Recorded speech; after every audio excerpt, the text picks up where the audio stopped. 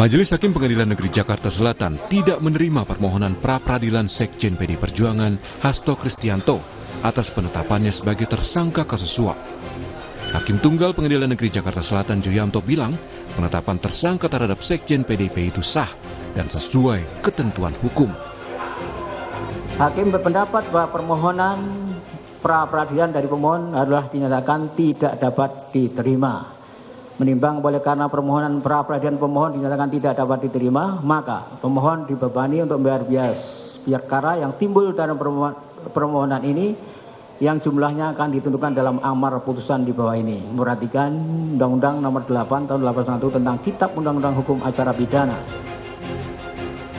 Atas tidak diterimanya permohonan pra-peradilan, kuasa hukum Hasto Kristianto, Todung Mulya Lubis bilang ini bukan akhir, masih ada langkah selanjutnya. Tetapi kami sangat menyayangkan bahwa kami tidak menemukan pertimbangan hukum atau legal reasoning yang meyakinkan untuk bisa memahami kenapa pra-peradilan itu ditolak. This is not the end. This is not the end. Perjuangan untuk menegakkan hukum dan keadilan adalah kewajiban yang ada pada pundak kita semua. Dan kita akan melakukan apa yang bisa kita lakukan. Sementara itu, Komisi Pemberantasan Korupsi KPK mengapresiasi putusan Pengadilan Negeri Jakarta Selatan yang tidak menerima permohonan pra-peradilan Sekjen PDIP Hasto Kristianto. Juru bicara KPK, Tessa Mardika bilang, putusan itu membuktikan KPK sudah bertindak objektif dalam penetapan tersangka Hasto. Tessa pun menyebut ke depan proses penyidikan terus berlanjut. KPK selalu berpedoman dengan prosedur dan aturan hukum yang berlaku dalam menetapkan seseorang menjadi tersangka, termasuk di perkara suap KPU dan perkara menghalang-halangi penyidikan. Sebelumnya, KPK menetapkan Hasto Kristianto sebagai tersangka atas dugaan suap dan perintangan penyidikan berkaitan dengan politisi PD Perjuangan Harun Masiku. Tim Liputan, Kompas TV. Hakim tidak menerima permohonan pra-peradilan dari Sekjen PDI Perjuangan Hasto Kristianto. Lalu apa langkah kuasa hukum Hasto selanjutnya? Sebelumnya juga muncul narasi politisasi kasus Hasto yang perlu dibuktikan. Saat ini kita akan bahas dan juga mengulasnya di pagi hari ini bersama dengan sejumlah narasumber yang sudah hadir melalui sambungan daring. Ada kuasa hukum dari Hasto Kristianto, Pak Magdir Ismail. Selamat pagi, Pak Magdir. Selamat pagi. Terima kasih sudah diundang, Rizdi. Oke, baik, terima kasih. Kemudian ada pakar hukum Universitas Jenderal Sudirman Purwokerto, ada Prof. Hipnu Nugroho. Selamat pagi, Prof. Hipnu. Selamat pagi, Mbak.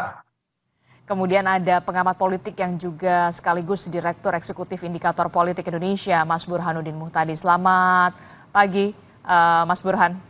Pagi, Disti. Oke, kita masih membahas soal bagaimana putusan dari pra-peradilan ini yang mengatakan tidak menerima pengajuan pra-peradilan tidak dapat menerima pengajuan pra-peradilan dari Sekjen PDI Perjuangan Hasto Kristianto. Yang kemudian menarik tadi dari paket berita sebelumnya, Pak Magdir, Pak Todung Mulya Lubis mengatakan this is not the end, begitu ya. Ini bukan akhir dari segalanya. Akan ada langkah selanjutnya. Nah, langkah selanjutnya ini setelah tidak diterima pengajuan pra-peradilannya, apa langkah selanjutnya yang akan dilakukan oleh tim kuasa hukum dari Hasto Kristianto setelah ini? Ya, terima kasih. Begini, kemarin itu putusan dari pengadilan itu dikatakan bahwa tidak diterimanya permohonan pra-peradilan ini karena digabungnya dua sprindik dalam satu perkara, yaitu sprindik suap dan juga sprindik perintangan menghalangi penyidikan. Hanya itu alasannya hakim di dalam mempertimbangkan putusan kemarin itu. Artinya apa? Karena yang kami uji di dalam permohonan pra-peradilan itu, yang kami katakan adalah penetapan tersangkanya tidak sah karena tidak ada bukti permulaan yang cukup, istilahnya undang-undang seperti itu, dan bukti permulaan yang substansial, ya, dan juga merupakan delik inti dari pasal yang dipersangkakan. itu belum diperiksa sama sekali oleh hakim, meskipun sudah ada 7 ahli hukum pidana yang dihadirkan dan semua bicara tentang itu, gitu loh. Nah, jadi sekali lagi saya kira ini terus terang buat kami ya, agak sungguh mengecewakan, karena pada awal persidangan hakim meminta kita melakukan perdebatan intelektual di dalam perkara ini. Bukan melakukan perdebatan administratif. Tapi nyatanya putusannya? Ya, itu satu. Tetapi ternyatanya putusannya seperti itu, ya. Dan sama sekali tidak dibahas apakah permohonan yang kami sampaikan ini, ya, terutama ketika kita mencoba mempersoalkan bukti permulaan di dalam perkara suap dan begitu juga bukti permulaan dalam perkara perintangan penyidikan, itu sama sekali tidak disinggung oleh hakim. Jadi artinya apa? Artinya bahwa sebenarnya pada satu sisi dia tidak menerima permohonan kami, pada sisi yang lain dia menganjurkan kami untuk silakan ajukan lagi permohonan pra peradilan. Tapi ini kan sesuatu yang menurut hemat kami ini tidak sepatutnya dilakukan seperti itu, gitu loh. Tentu Pak Hibnu nanti bisa menerangkan di dalam hukum pidana itu secara teoritis, bahkan dalam praktek kita mengenal adanya kumulasi, ya, kumulasi subjektif, kumulasi objektif namanya. Sehingga putusan yang disampaikan oleh majelis hakim kemarin itu secara teoritis sudah nggak bisa dipertahankan, apalagi nggak ada aturan yang diacu bahwa penggabungan dua persoalan dalam satu permohonan pra peradilan tidak dibenarkan menurut hukum, ya. Nggak ada aturan tentang itu, gitu loh. Semestinya kalau kita bicara tentang cepatnya perkara, penyelesaian perkara, seharusnya itu nggak ada masalah digabungkan.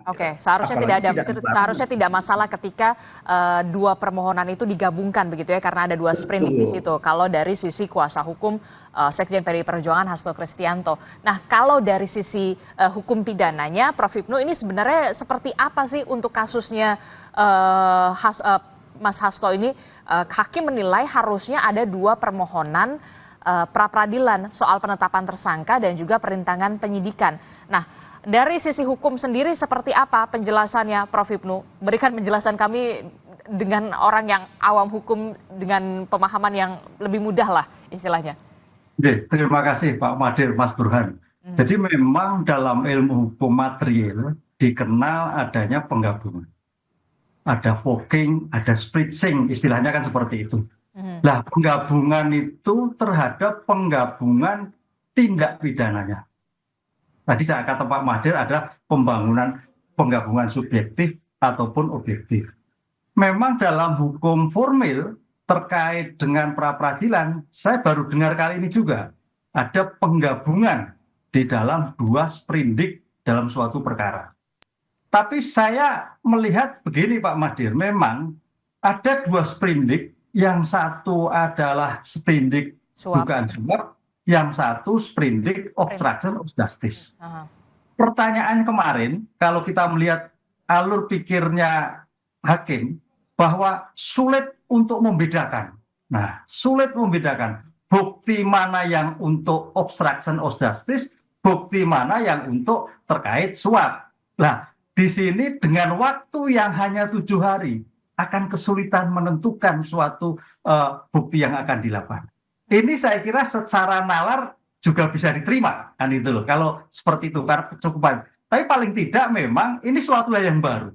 Suatu yang baru. Saya membaca jalan pikiran hakim untuk melihat suatu yang betul-betul lex stricte, bahwa bukti itu untuk A, bukti itu untuk B. Ini yang agak alasan pembenar dari hakim dengan waktu 7 hari yang sudah capai sulit untuk membedakan. Oleh karena ini bagi kami orang kampus suatu yang baru menarik untuk kajian. Ini baru terjadi, pertama kali terjadi. Baru kali terjadi, karena selama ini kasus yang terjadi 1 sprindik, 1 pra peradilan. Karena memang fokus Mbak, fokus buktinya mana, objeknya mana, buktinya permulaan terus berkembang, terlihat sekali, gampang sekali. Karena ini memang dalam suatu pra peradilan itu menurut saya sebagai filter ya. Filter yang pertama sebelum masuk adjudikasi. Sehingga filter yang pertama ini kalau memang ada bukti yang kurang, bukti yang tidak relevan dengan bukti yang apa ditentukan dalam suatu TKP, ya gugur. Kan gitu loh. Jadi jangan sampai menetapkan seorang bukti yang tidak relevan dengan pokok perbuatan yang dilakukan. Oke. Jadi yang tingkat hati-hatinya seperti itu ya. Oke, respon Anda, Pak Magdir. Pak Magdir? Pak Magdir bisa mendengar Maaf, suara? Saya nggak bisa dengar, Diti. Oh, oke. Saya baru bisa dengar sekarang. Oke, baik. Kalau tidak, nanti kita akan coba kembali perbaiki sambungan dengan Pak Magdir. Tapi yang kemudian ini adalah hal yang baru begitu ya terjadi. Dua sprindik dalam satu pengajuan pra-peradilan begitu ya Prof. Hipnu, yang kemudian di underline ini baru terjadi. Tapi kemudian begini, apa sebenarnya definisi tidak diterima atau ditolak begitu? Apa yang kemudian menyebabkan ini bisa diterima atau tidak diterima atau ditolak? Nah, ini kan kasusnya tidak diterima.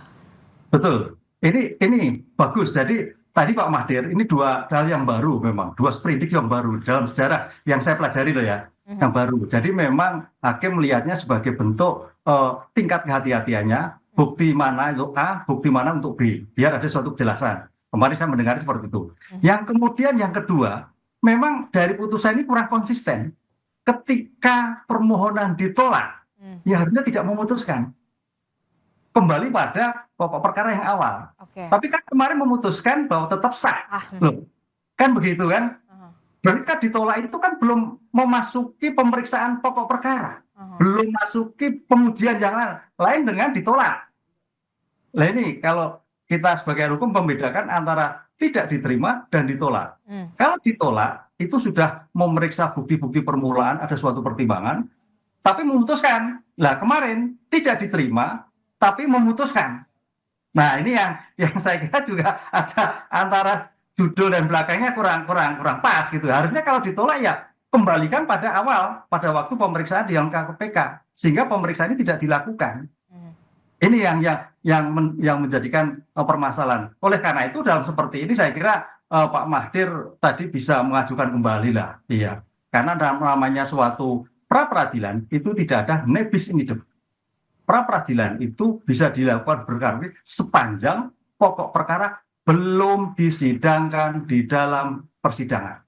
Sepanjang itu masih bisa dilakukan. Oke, berarti masih bisa mengajukan kembali pra-peradilan begitu ya, ketika nanti memang tim kuasa hukum dari Mas Hasto Kristianto, Pak Magdir, kemudian Bung Roni Talapesi, kemudian ada Pak Todung Mulya Lubis. Tapi sebelum saya bertanya kepada Pak Magdir apakah nanti akan mengajukan kembali pra-peradilan, saya ingin bergeser dulu nih ke ranah politis begitu ya, Mas Burhan. Mas Burhan, ini kalau kita lihat begitu ya, dari pihaknya Sekjen PDI Perjuangan kan selalu suaranya adalah ini syarat politisasi dan segala macam. Dengan adanya putusan tidak diterimanya pengajuan pra-peradilan terhadap penetapan tersangka Sekjen PDI Perjuangan Hasto Kristianto ini, apakah kemudian menegaskan kalau memang di sini ada unsur politis atau seperti apa kalau dari kacamata Mas Burhan sendiri? Saya kira tuduhan atau klaim kasus ini sangat rentan isu politik tidak bisa diabaikan ya. Kalau kita melihat kasus Harun Masiku kan sudah terjadi 6 tahun lalu pada masa pimpinan KPK sebelumnya. Kenapa kemudian baru muncul sekarang? Jadi isu itu saja sudah menunjukkan bahwa kasus yang melibatkan Mas Hasto itu sangat kuat dosis politiknya. Dan saat yang sama kita juga tidak bisa mengelak ya isu di belakang layar.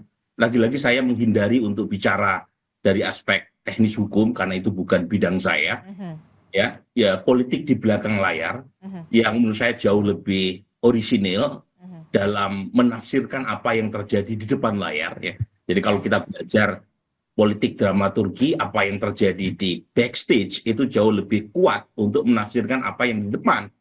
Nah itu juga sangat kuat aroma politiknya. Lepas soal benar tidaknya ya isu tersebut ya, tetapi kita mendengar misalnya berkali-kali isu bahwa kalau misalnya PDI Perjuangan bergabung dengan pemerintahan, salah satu yang menjadi tolok ukur adalah apakah kasus yang membelit Mas Hasto bisa diselesaikan atau politik.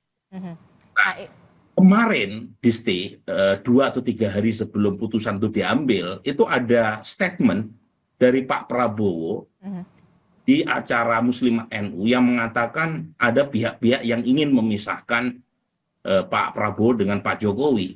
Apakah ini berhubungan? Nah, kebetulan beberapa hari terakhir saya kan diundang RPDU oleh DPR ya dalam pembahasan RUU statistik. Nah, itu hampir semua politisi yang saya temui di belakang layar lagi-lagi ya, itu sudah menangkap sinyal gugatan yang diajukan oleh Mas Hasto akan ditolak di sidang pra-peradilan ketika statement Pak Prabowo itu dinyatakan di depan publik. Itu kejadian 3 atau 2 hari yang lalu ya. Ketika itu tadi sekitar 2 jaman gitu ya membahas RUU statistik, ada pembicaraan dari semua politisi ya.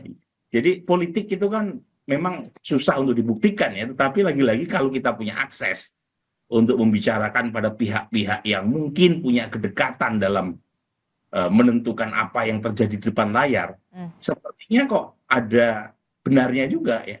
Kenapa pernyataan Pak Prabowo dinyatakan sebelum putusan sidang pra-peradilan, dan pernyataan tersebut seolah-olah memberi semacam sinyal bahwa pemerintah Pak Prabowo belum ya, membuka diri untuk bergabung dengan PD Perjuangan, dan itu punya implikasi terhadap nasib Mas Hasto.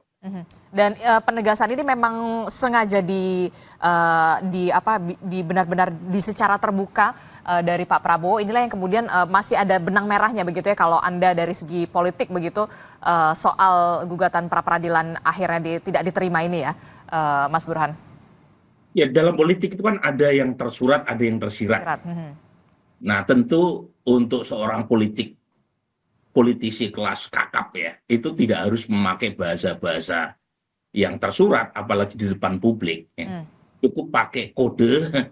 Nah, kode itu kemudian ditafsirkan ya oleh banyak orang atau oleh orang yang dianggap mengikuti perkembangan politik.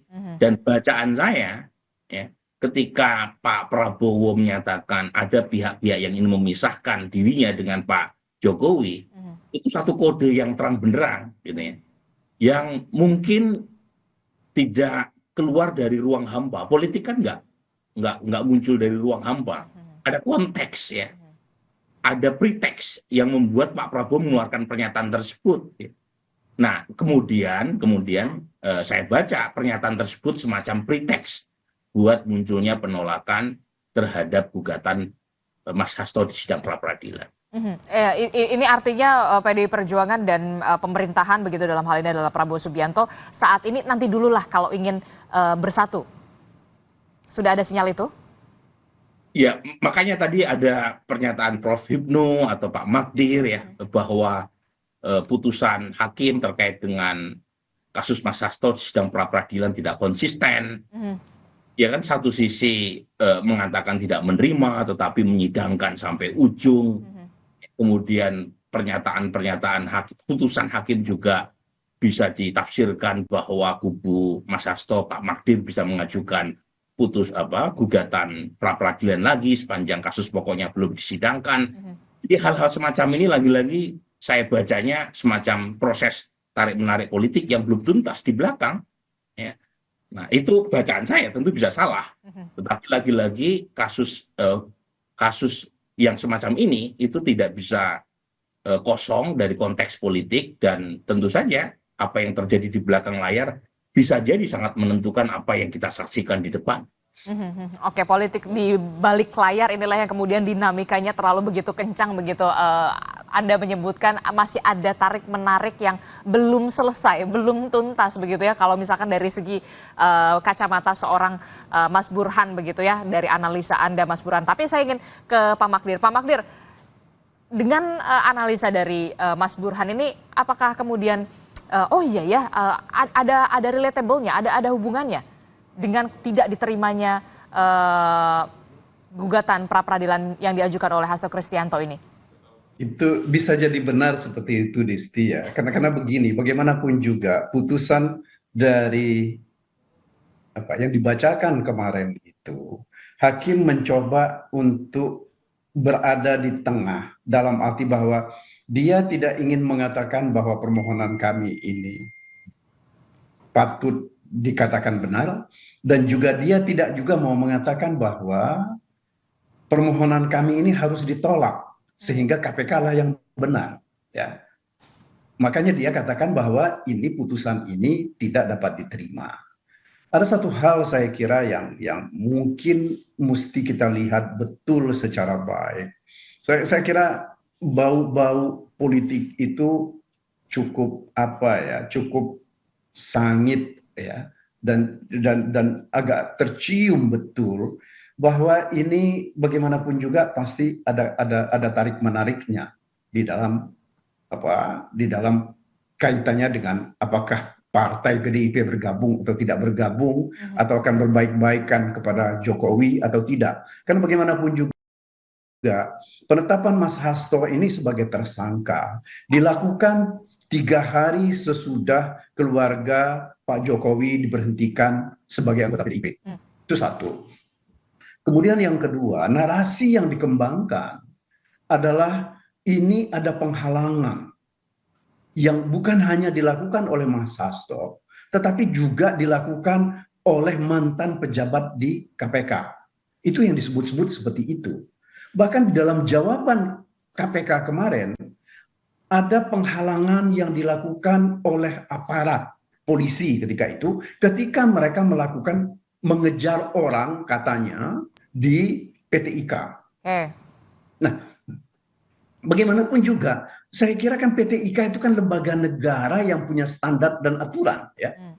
Kalau ada orang di dalam mobil hidup mobilnya, mereka ada ini yang saya dapat cerita dari seorang teman yang mengalami persoalan itu. Di dalam mobil itu ada 2 orang, satu laki-laki dan satu perempuan yang tidak jelas urusannya. Ketika ditanya oleh seorang polisi ini, sedang apa yang mereka lakukan di situ, dikatakan mereka kami IO dari satu kegiatan, padahal di situ tidak ada kegiatan apa-apa. Nah, kalau mereka memang mau melakukan penyamaran, ini kan di lembaga negara gitu loh, ya. Mestinya kan juga ada koordinasi. Tidak bisa dilakukan seperti ini, dan ini disampaikan di dalam jawaban mereka, ya. Saya kira banyak sekali hal-hal yang tidak sepatutnya dilakukan, tetapi itu justru dilakukan.